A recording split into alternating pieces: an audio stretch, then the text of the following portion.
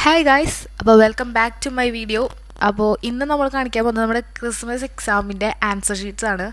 അത്യാവശ്യം നല്ല രീതിക്ക് മാർക്ക് കിട്ടിയോണ്ട് എൻ്റെ ഈ വീഡിയോ എടുക്കാൻ ഞാൻ കുറച്ച് ലേറ്റ് ആയിട്ടുണ്ട്. കാരണം എനിക്ക് ലാസ്റ്റ് പേപ്പർ കിട്ടിയത് ഫ്രൈഡേ ആയിരുന്നു. അപ്പോൾ ഞാൻ അധികം പറഞ്ഞ് തീർപ്പിക്കുന്നില്ല, നമുക്ക് വേഗം മാർക്കിലേക്ക് കിടക്കാം. അപ്പോൾ മാർക്ക് എന്നൊക്കെ പറയുന്നത് ഭയങ്കര കൂടുതലായതുകൊണ്ട് നമുക്ക് ഏറ്റവും കുറവിൽ നിന്ന് തന്നെ കൂടുതലേക്ക് പോകാം. എനിക്ക് ഏറ്റവും കുറവ് മാർക്ക് മാത്സിലാണ്, 24.5. എൻ്റെ ലൈഫിൽ മാത്സിന് ഇതിലും കുറച്ച് മാർക്ക് കിട്ടിയിട്ടുണ്ടോ എന്ന് ചോദിച്ചാൽ ഇങ്ങനെ ടേം എക്സാമിനൊന്നും കിട്ടിയിട്ടില്ല, അല്ലാത്ത എക്സാമിനൊക്കെ കിട്ടിയിട്ടുണ്ട്. കണ്ടോ, എൻ്റെ പേപ്പറുകളൊക്കെ കണ്ട് നിങ്ങൾക്ക് മനസ്സിലാവും. നല്ല രീതിക്ക് ഞാൻ ഉത്തരം എഴുതിയതുകൊണ്ട് ഫുൾ ബ്ലാങ്ക് സ്പേസ് മാത്രമേ ഉള്ളൂ. അങ്ങനെ ഒട്ടുമിക്ക എല്ലാ സ്ഥലത്തും ബ്ലാങ്ക് സ്പേസും കാര്യങ്ങളൊക്കെയാണ്.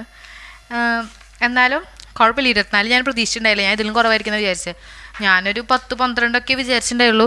എന്തോ ഭാഗ്യത്തിന് എനിക്ക് 24 മാർക്കുണ്ട്. So I am happy. അപ്പോൾ ഈ 24.5, അതായത് ഏകദേശം ഓൾമോസ്റ്റ് 25. പിന്നെയുള്ളത് കെമിസ്ട്രി. അപ്പോൾ കെമിസ്ട്രിക്ക് എനിക്ക് അത്യാവശ്യം കുഴപ്പമില്ലാത്ത മാർക്കുണ്ട്, 29.5. അതായത് 30, കറക്റ്റ് 50%. കെമിസ്ട്രി എക്സാം ആക്ച്വലി സിമ്പിളായിരുന്നു, നമ്മൾ പഠിക്കാത്തതിൻ്റെ ആയിരുന്നു എല്ലാം.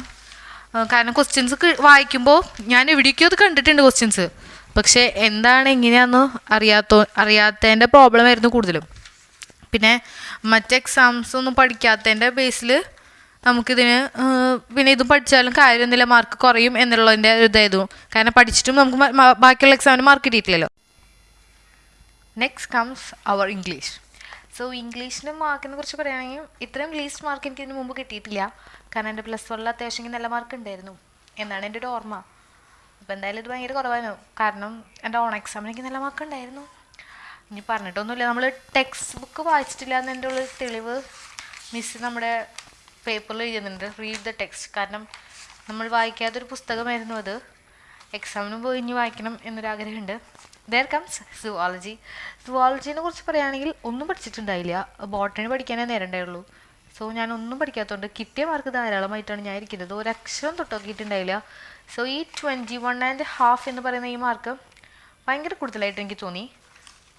ആൻഡ് ബോട്ടണി നമ്മൾ പഠിച്ചിട്ടുണ്ടായിരുന്നു. നമ്മുടെ രണ്ടാമത്തെ എക്സാം ഫിസിക്സ് കഴിഞ്ഞിട്ട് പിറ്റേ ദിവസമായിരുന്നു എന്ന് തോന്നുന്നു എനിക്ക് ബോട്ടണി എക്സാം ഉണ്ടായ. അപ്പോൾ ബോട്ടണി ഞാൻ പഠിച്ചിട്ടുണ്ടായിരുന്നു. സുവോളജി പഠിക്കാത്തതുകൊണ്ട് ബോട്ടണി ഞാൻ പഠിച്ചിട്ടുണ്ടായിരുന്നു. And I got 28 marks, pretty good. But still I need to improve. എനിക്ക് ഫുൾ മാർക്കൊക്കെ കിട്ടിയ കാലം ഉണ്ടായിരുന്നു. ആൻഡ് ഫിസിക്സ്, എല്ലാവർക്കും ഫിസിക്സ് ടഫായിരുന്നു എന്നൊക്കെ കേട്ടപ്പോൾ ഞാനും വിചാരിച്ചു എനിക്കും അത്ര മാർക്കൊന്നും ഉണ്ടാവില്ല എന്ന്. ബട്ട് അത്ര ടഫൊന്നും ഉണ്ടായിരുന്നില്ല, അത്യാവശ്യം കുഴപ്പമില്ലാത്തൊരു എക്സാം ആയിരുന്നു. 55.5 ഒരു ഓക്കെ മാർക്കാണ്. പിന്നെ ഞാൻ അത്രയൊന്നും പ്രതീക്ഷിച്ചിട്ടുണ്ടായില്ല.